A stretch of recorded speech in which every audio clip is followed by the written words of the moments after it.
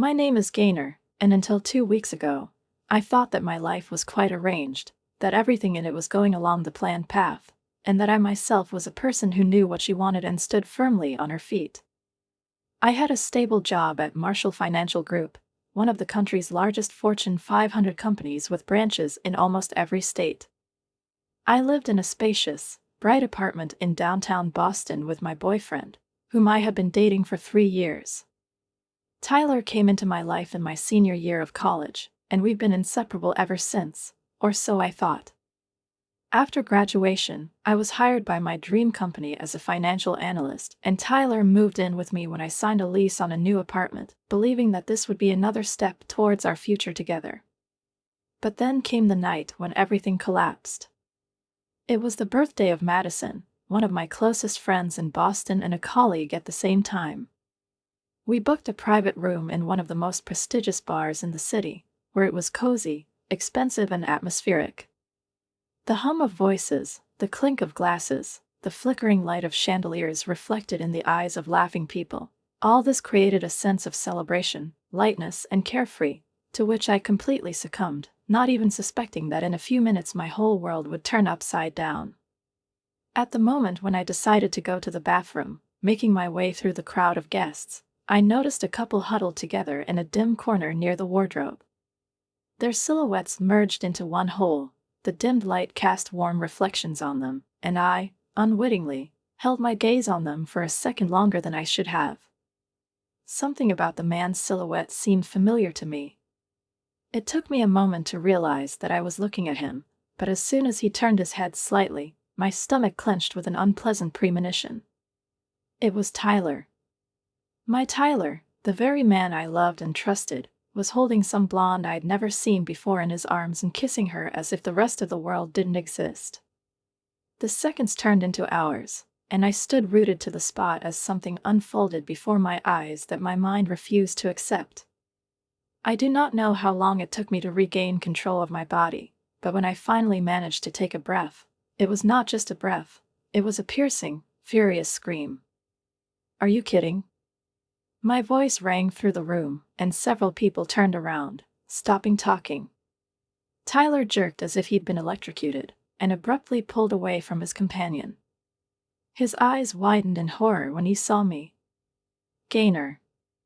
"It's not what you think," his voice faltered, but there was still an attempt to justify himself, to explain, to turn the situation in his favor. I crossed my arms over my chest, feeling rage boil up inside, filling my entire being. "Don't you dare say it's not what it seems," I spat, feeling my voice tremble. "Because it looks exactly like my boyfriend is cheating on me in the middle of my friend's party."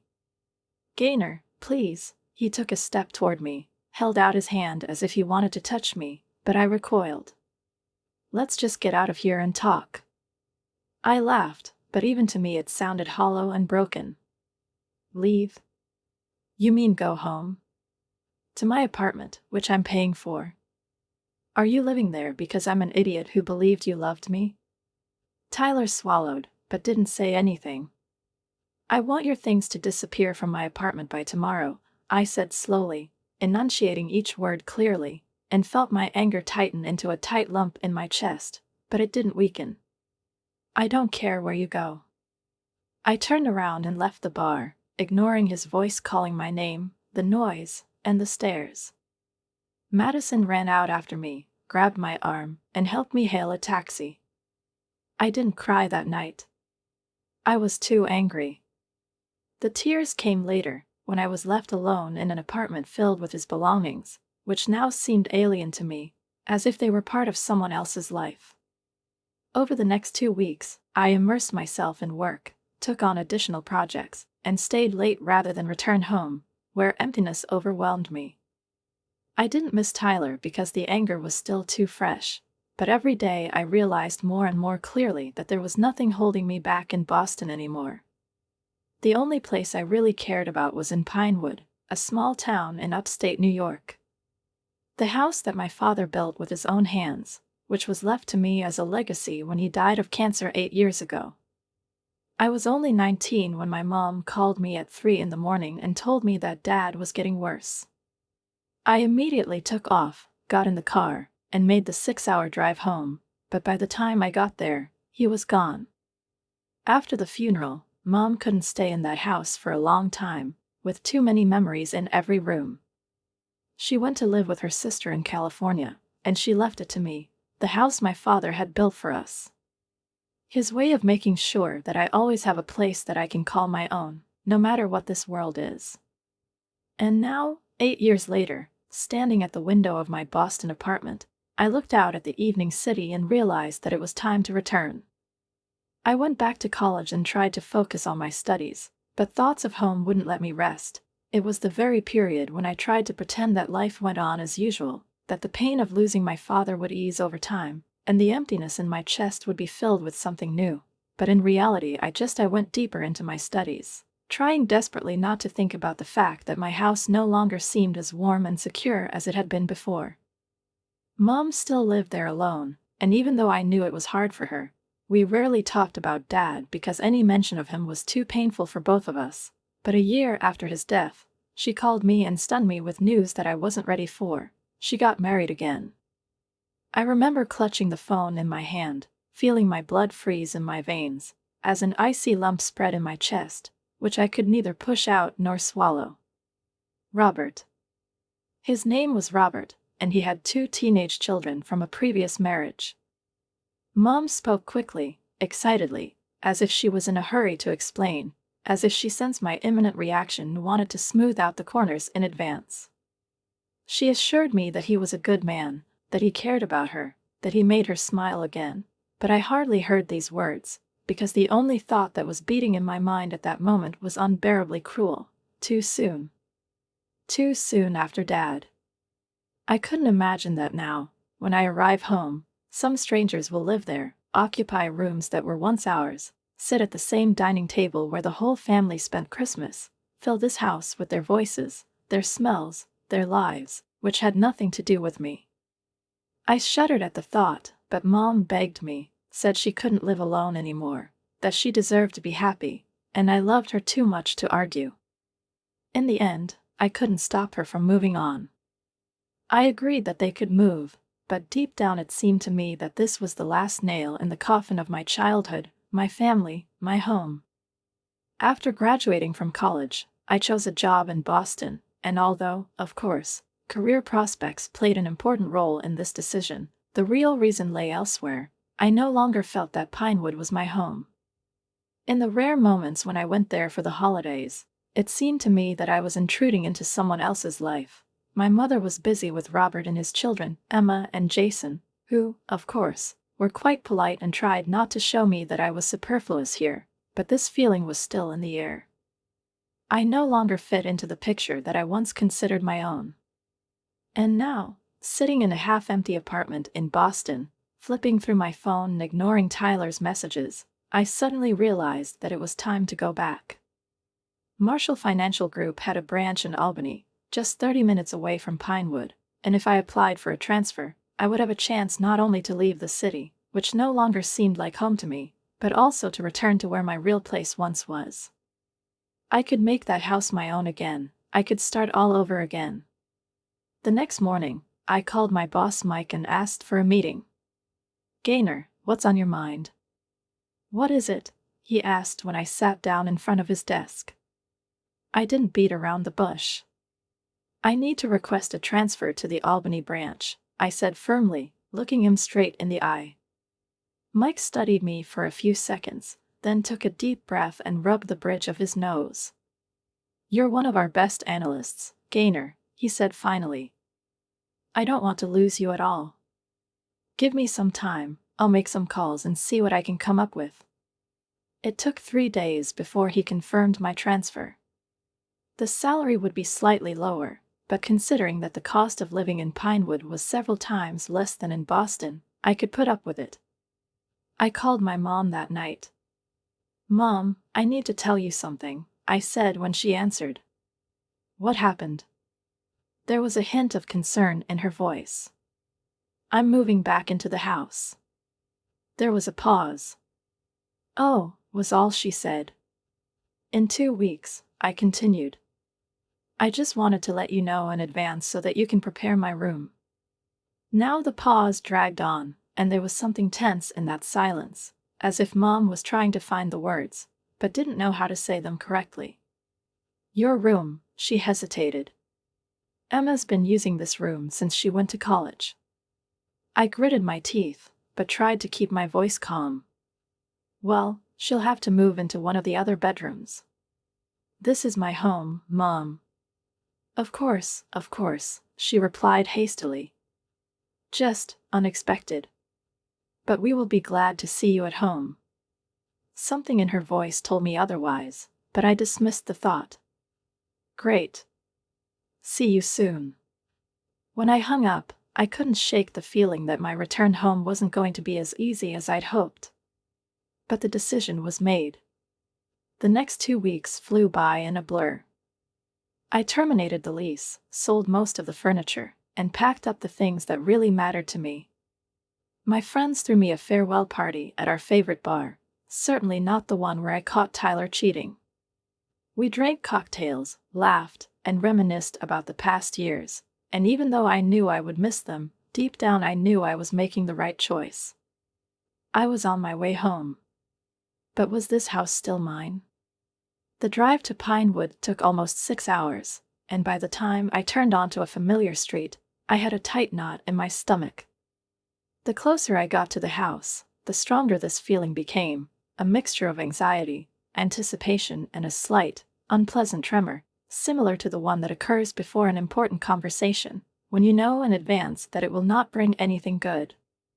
I slowed down at the curb and held my breath for a moment, allowing myself a couple of seconds to look around and accept that this is where I have to start a new chapter of my life.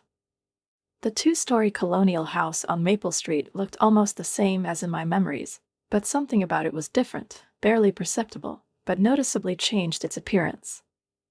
The blue paint on the facade seemed a little darker than I remembered, as if it had been updated, but the wrong shade had been chosen, and the flower beds, which my mother always took such careful care of, now looked neglected, with overgrown weeds between the flowers. There was something strangely symbolic about the site. I was about to open the car door when the front door of the house opened and my mom came out on the porch. At first, my heart sank. She looked older than the last time I saw her at Christmas, new wrinkles around her eyes, more gray streaks in her brown hair, although otherwise she was still the same mother I remembered from childhood. Gaynor, she said, coming down the steps toward me, arms outstretched in greeting. Welcome home. I got up to meet her and hugged her, inhaling the familiar scent of her vanilla perfume, which immediately brought back a whole wave of memories. The nights when I fell asleep as a child, burrowing into her shoulder, weekends when we baked cookies together, and the warm scent of vanilla and cinnamon wafted through the kitchen. Hi, Mom, I said softly.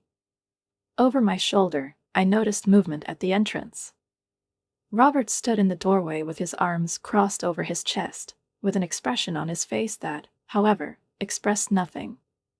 He was a tall man with thinning hair and always slightly furrowed eyebrows, which gave the impression that he was unhappy with something, even in moments when everything was going well.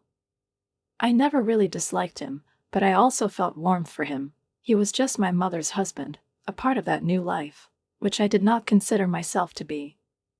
Gaynor, he nodded, his gaze skimming over my car, which was packed with boxes and suitcases, before returning to me. It looks like you brought your whole life with you. Only the essentials, I replied, trying to smile. Mostly clothes and work items. He chuckled, but didn't say anything. He did not offer to help with the bags, nor did he ask any questions that would have at least a drop of concern. Well, he finally said. Emma moved her things to the guest room. Your old rooms are ready. Mom gave him a quick glance that I couldn't decipher, then turned to me and took my hand. Come in, dear, you must be tired after the journey.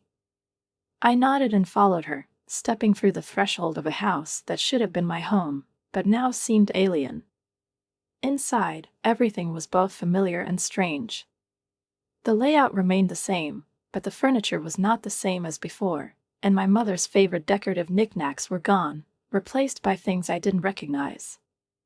The paintings that used to hang in the living room, family photos, landscapes that Dad bought from local artists, are also gone. It seemed that they were trying to remake the house for a new way of life, erasing the traces of the past. As we passed through the dining room, footsteps sounded from above, and a second later Emma and Jason appeared on the stairs. Jason, who was now 17, had grown to almost 6 feet tall, and even though I remembered him as a gangly teenager, he was now a tall guy with confident eyes. He nodded at me, a little awkwardly. "Hey." "Hey, Jason," I replied. "You've grown up a lot."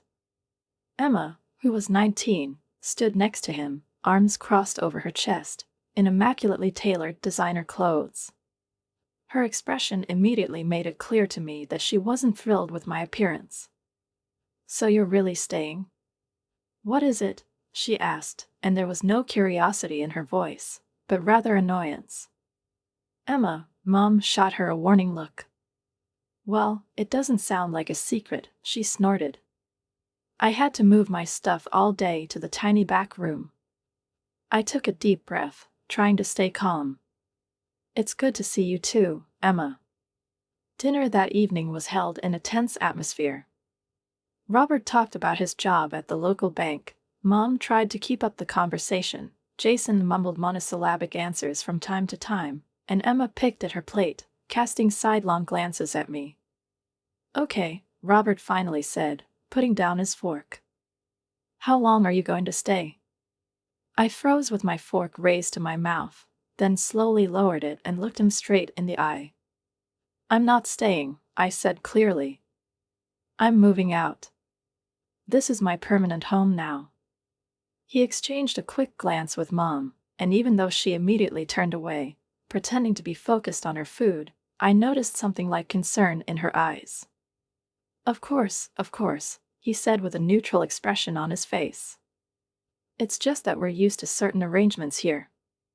"I'm sure we can all adjust," I replied flatly, cutting off any further discussion. "I'll be working full-time at the Albany branch, so I won't be home much during the day." There was silence in the room, and I felt the atmosphere getting even thicker. I put down the appliances and looked at my mom. "I'm tired from the road. Can I come up?" "Of course, dear," she said hurriedly. I got up from the table, feeling their eyes following me as I climbed the stairs. When I reached my room and closed the door behind me, I finally managed to exhale. I came back. But this place was no longer mine. "I had to give up the big room because of you," Emma blurted out, defiantly crossing her arms over her chest as soon as I entered the dining room the next morning. Her gaze was cold, her lips pursed into a displeased line, and there was resentment in her voice, as if I had really done something unfair against her. "I've been using it for 2 years, and now I'm locked in this closet in the guest room." I didn't answer right away, allowing myself a second to digest her words. There was a tense silence in the room, and I noticed how my mother nervously lowered her eyes, and Robert just cleared his throat, but did not say anything. They weren't going to interfere. They weren't going to tell Emma that she was overreacting. They weren't going to remind her that this was my house and my room, which I had every right to return to. "Actually," I said slowly, choosing my words carefully so that they sounded even but firm, "this whole house belongs to me." I deliberately paused to make sure everyone heard me. "Dad left it to me in his will, so technically, I can choose any room I want." Emma stood up abruptly, so quickly that her chair skidded across the floor with a loud screech and almost tipped over. Her eyes were flashing. "That's nonsense," she shouted, clenching her fists. "I've prepared everything in that college room, my desk, my dressing table, everything. And now I'm going to have to cram it all into a room half as big because Princess Gaynor has decided to grace us with her presence." I didn't even have time to answer. She turned around and stormed out of the room, slamming the door so hard that dishes rattled in the cupboard.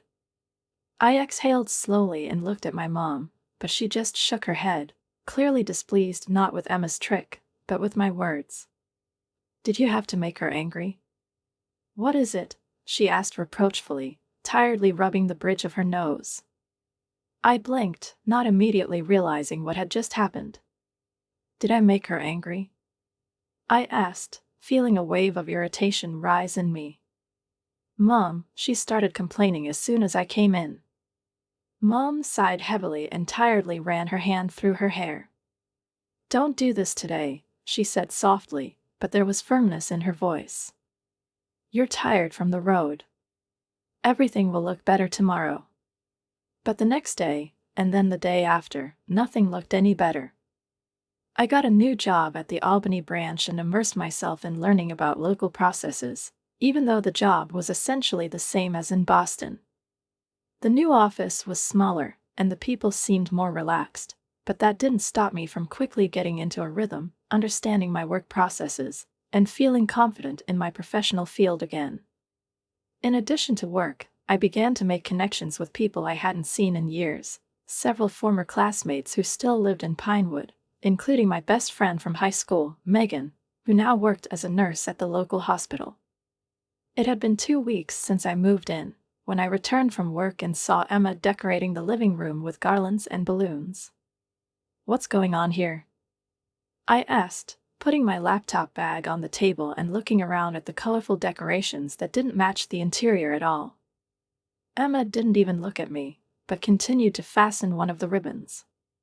It's my birthday, she replied indifferently. I blinked, not immediately sure how to react. Oh, I see. This Saturday? Yeah. I tried to be polite, despite the fact that Emma gave no reason for friendly communication. It's cool. Should I get you something? She snorted, crossing her arms. No need. You won't be here. I raised my eyebrows. I'm sorry, what?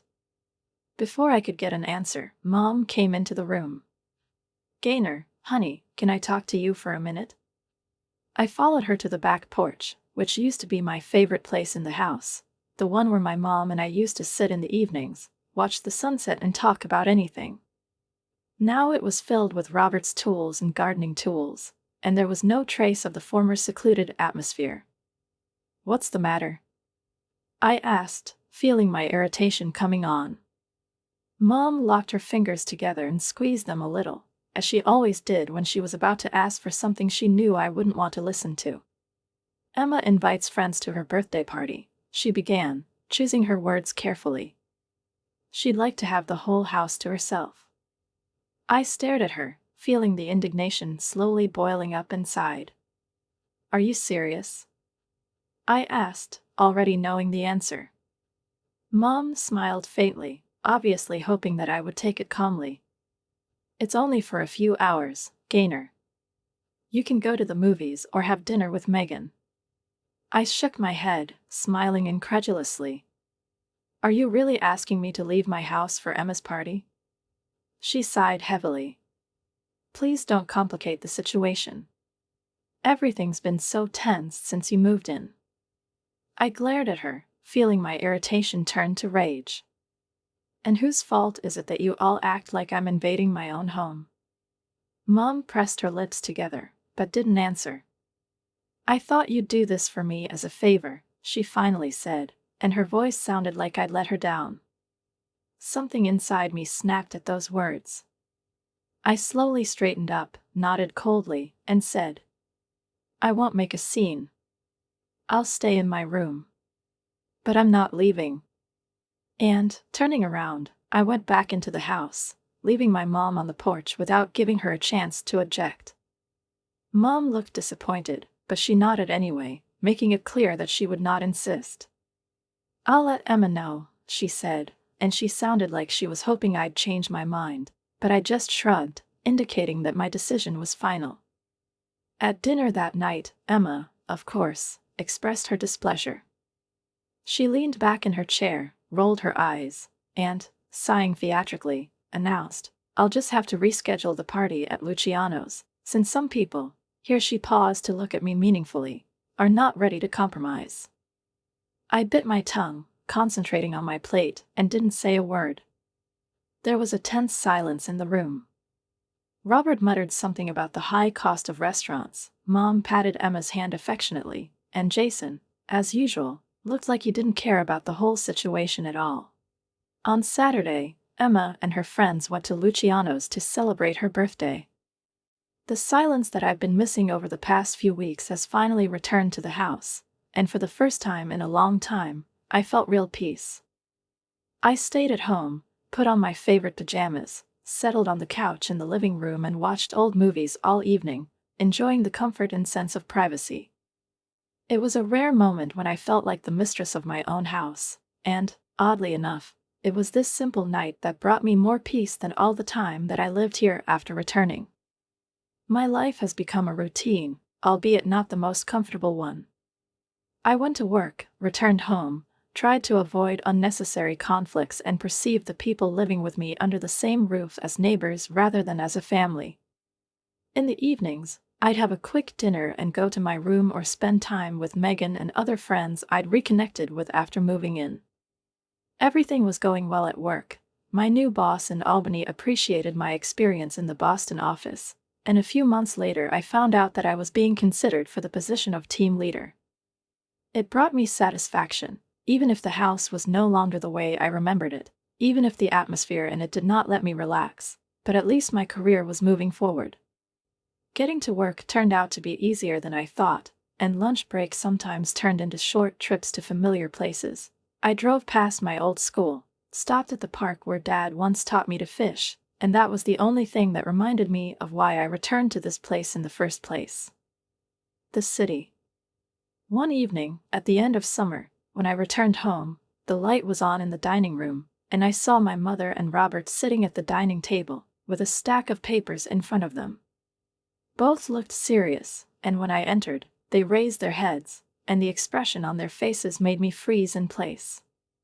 "Gaynor," Mom broke the silence first, and there was a strange formality in her voice. "We need to talk to you." My stomach clenched uncomfortably. "Is everything okay? Something happened?" Mom pushed a few sheets of paper towards me, and I picked them up with a frown. "Accounts. For electricity, for water, for heating. We need to discuss the financial situation," Mom continued. "What about this?" I asked, already sensing where the conversation was heading. Robert cleared his throat, folded his hands on the table, and said, "Our expenses have increased significantly since you moved in. Water, electricity, heating, everything has gone up in price." I blinked at them, and then answered calmly, "I contribute to the food fund. I give you $300 every month. Remember? That's even more than my share of the meal." Mom and Robert exchanged glances, and that brief glance between them made me clench my fingers on the papers. "It's just for food," Mom said softly. "This does not cover other expenses." I felt a chill rising inside, which had nothing to do with the air conditioner running in the room. "What are you trying to say?" Robert cleared his throat and said bluntly, "We think it would be fair if you paid the rent. You're making enough money." I stared at him in disbelief. "How much?" $1,000 a month." For a second, the room was so quiet that I could hear the ticking of the wall clock. "Are you serious?" I finally managed, and my voice cracked with indignation. "This is my house. Dad left it to me. If anything, I should be the one charging the rent, if anyone here should be doing that at all."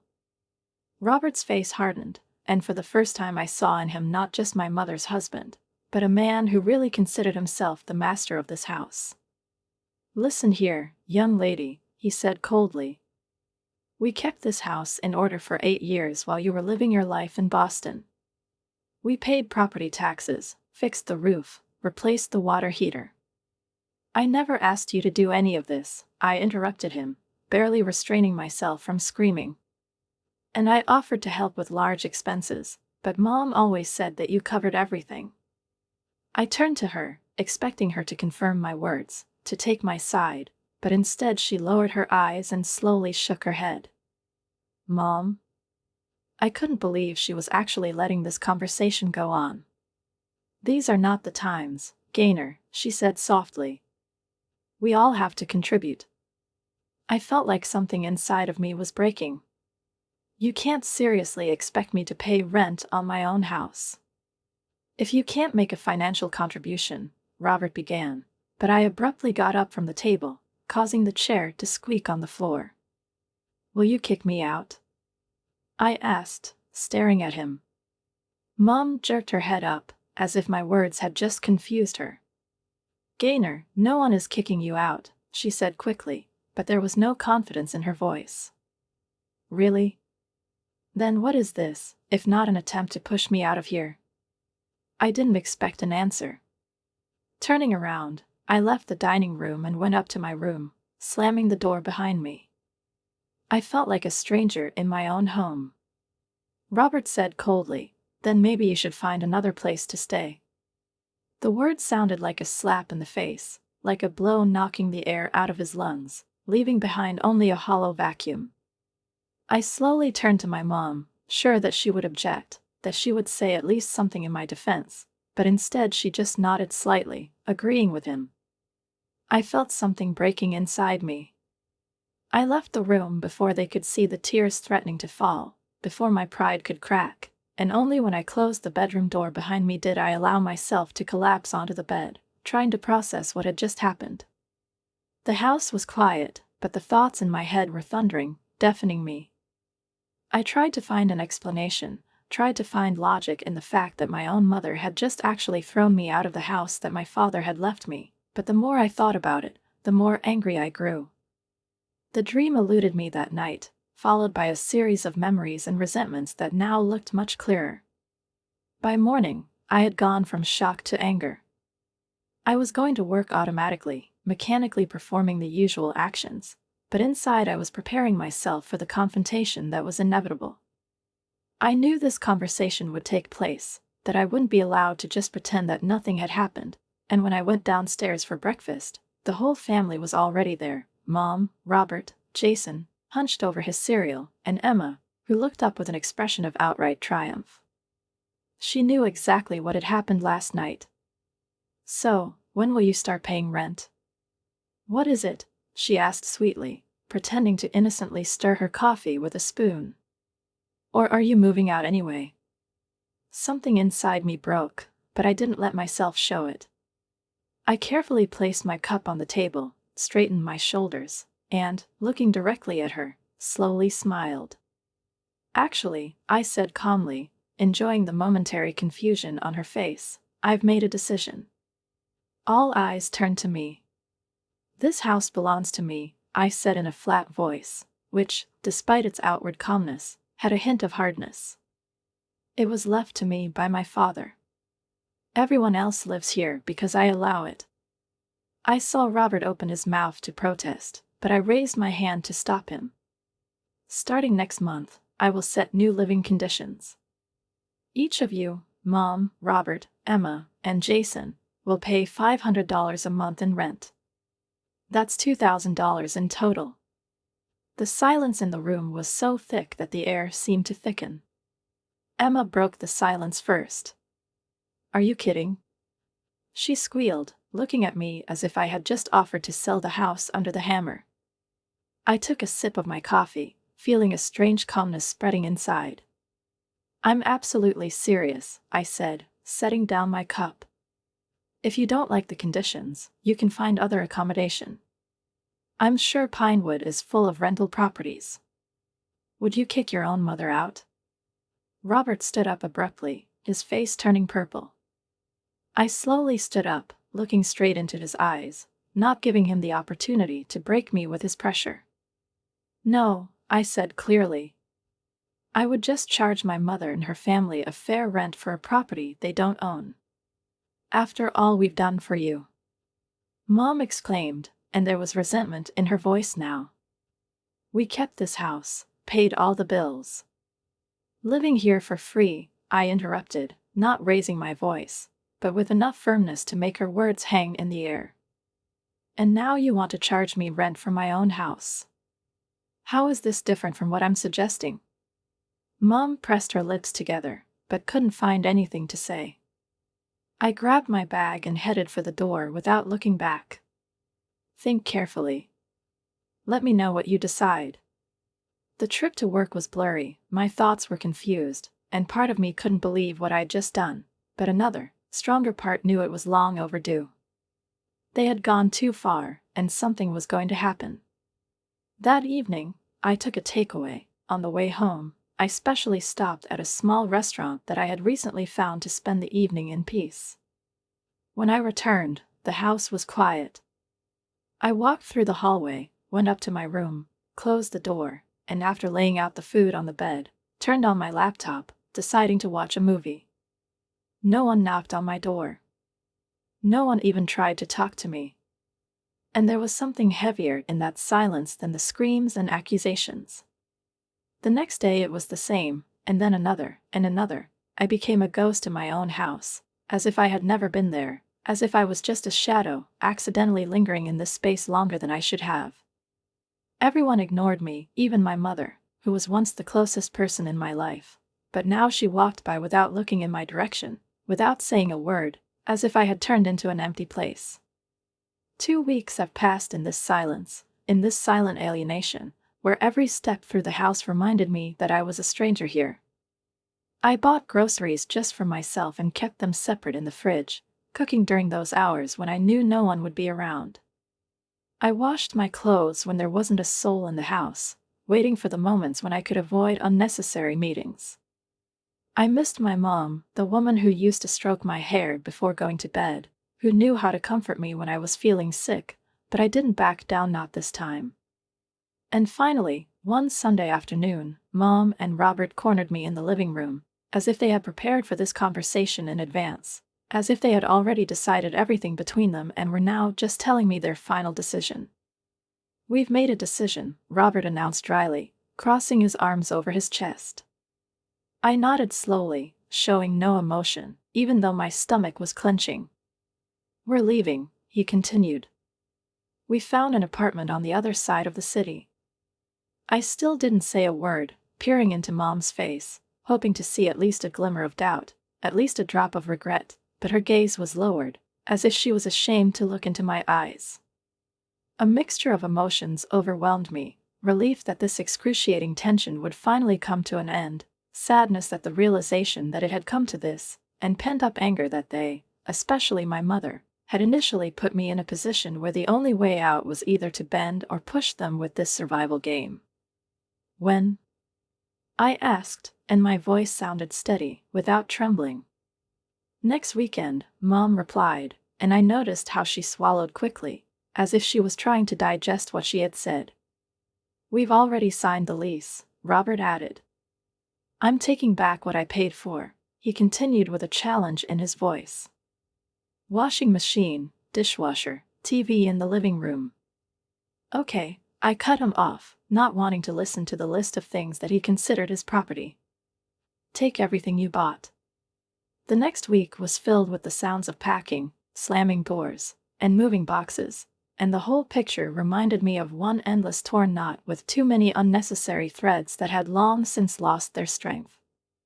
Emma took on the role of a dramatic victim, sighing loudly every time I passed by, slamming drawers and closet doors as if to demonstrate how terrible I was, robbing her of her usual life. Jason, as always, kept to himself, avoiding conflict and clearly not wanting to be involved in a family war. Mom barely spoke to me, concentrating entirely on arranging the move, on the boxes, on the things they were going to take with them, and this silence hurt more than I was willing to admit.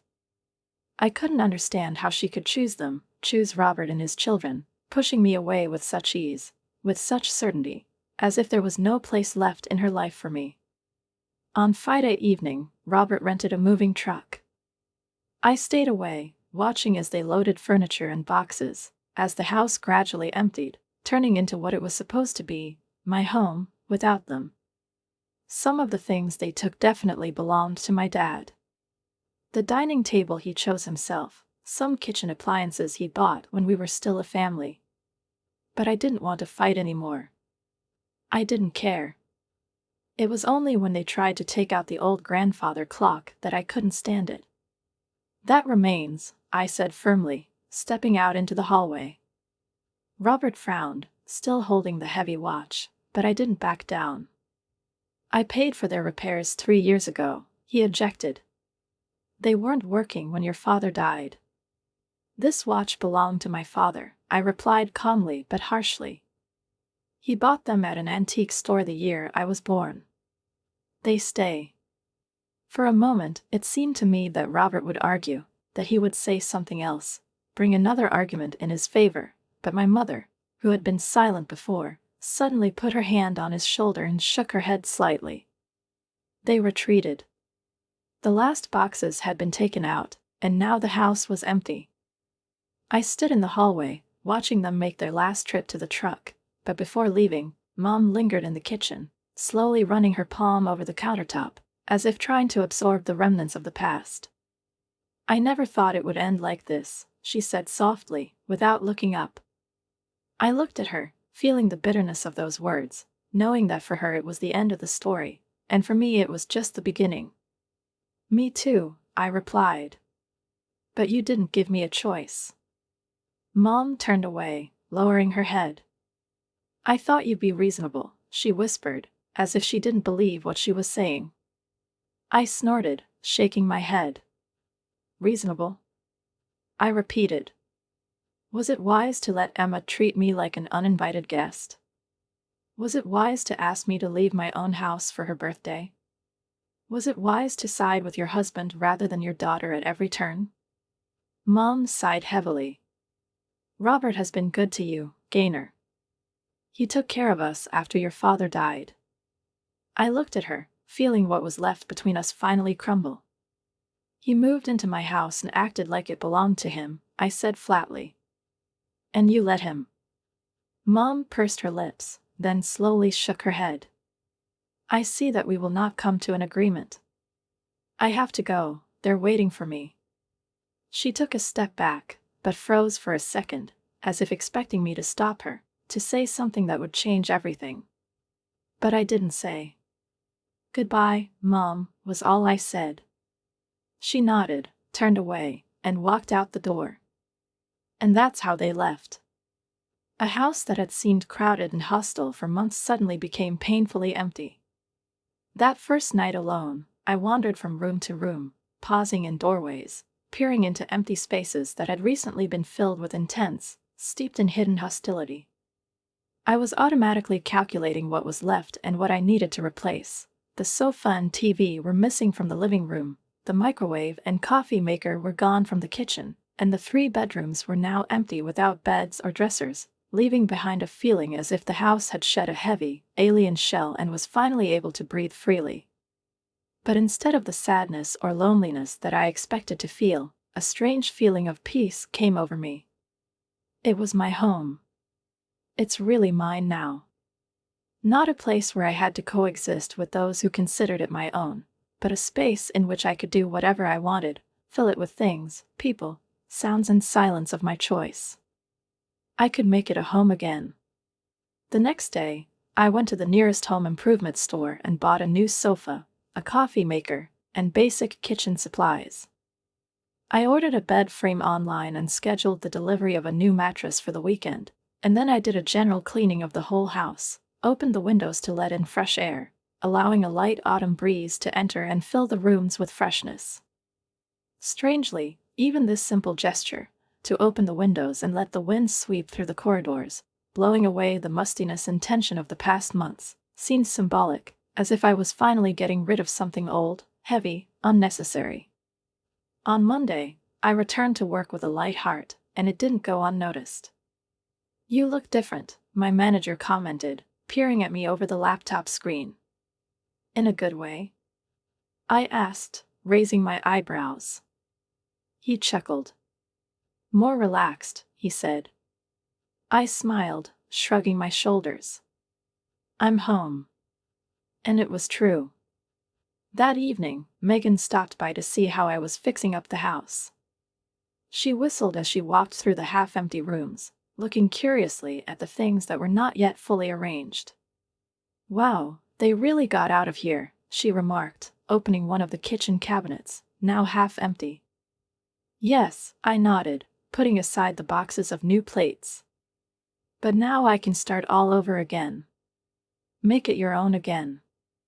She helped me arrange new furniture, find a place for the sofa, and then together we hung up some photos that I framed, pictures of my father fishing with him by the lake, graduation photos, shots with friends from Boston. When we finally settled on the new couch, sipping wine from coffee mugs, because I hadn't had time to buy proper glasses yet, Megan suddenly asked, "Do you regret it?" I thought about it, rolling the mug in my hands, watching the dark surface of the wine reflect the light of the lamp. No, I replied slowly. I miss my mom, and I wish things had turned out differently. But I don't regret standing up for myself. She nodded, and we fell silent, enjoying the silence that no longer seemed tense or hostile. Now it was a silence in which I felt at peace. My birthday was in early October. I didn't expect to hear from my mom, but the silence still hurt. Aunt Susan called in the morning, congratulated me and, slightly lowering her voice, awkwardly mentioned that she had recently seen her mother and Robert at the grocery store. They seemed to be doing well, she said cautiously. I waited for her to say something else, perhaps that my mother had asked about me, but my aunt fell silent, and in that silence there was already an answer. She didn't even ask how I was doing. I asked, trying to keep my voice level, but I felt like everything was shrinking inside.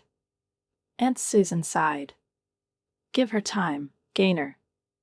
She's stubborn, just like you. I didn't say anything.